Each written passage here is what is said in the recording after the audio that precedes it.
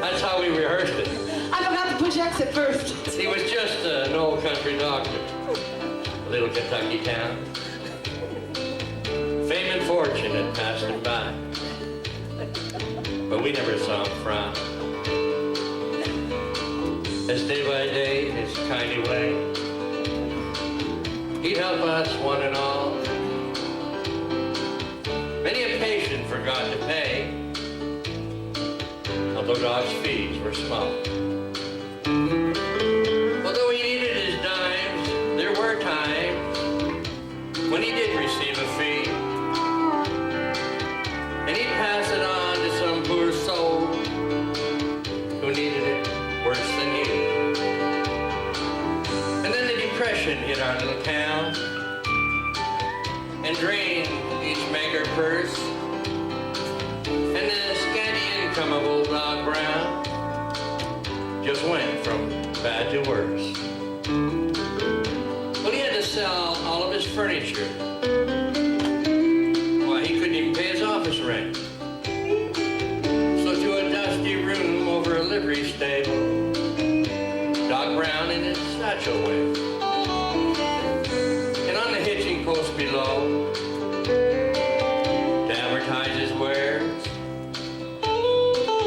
he nailed a little sign that read, Dog Brown has moved upstairs.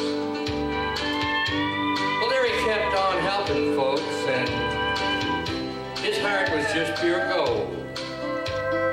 But anyone with eyes could see the Doc was getting old. One day he didn't even answer when they knocked upon his door. Now old Doc was lying down, but his soul was no more. Yeah, they found him there in that old black suit, on his face a smile of content, but all the money they could find on him was a quarter and a copper cent. So they opened up his ledger. What they saw gave their hearts a pull. Beside each debtor's name, old Doc had written these words, paid in full. Well, it looked like the potter's field for Doc. This caused us some alarm, till someone remembered the family graveyard out on the Simmons farm.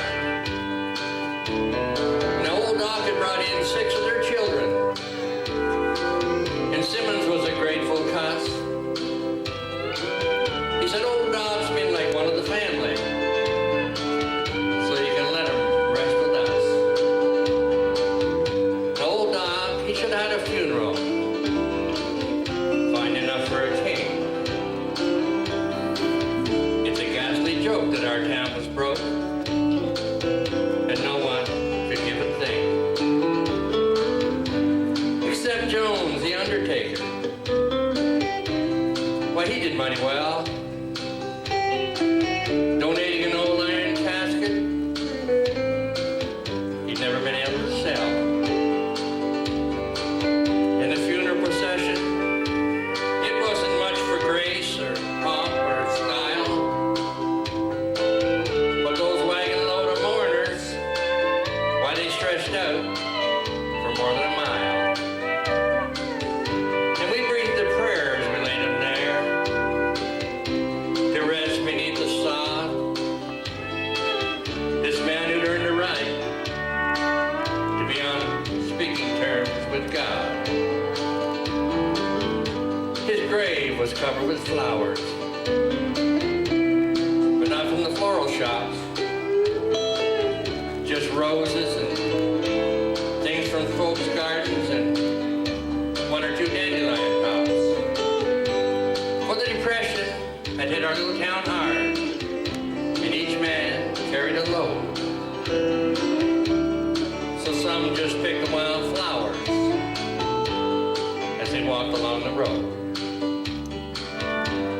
They wanted to give him a monument. They kind of figured he owed one, 'cause he'd made our town a better place to live.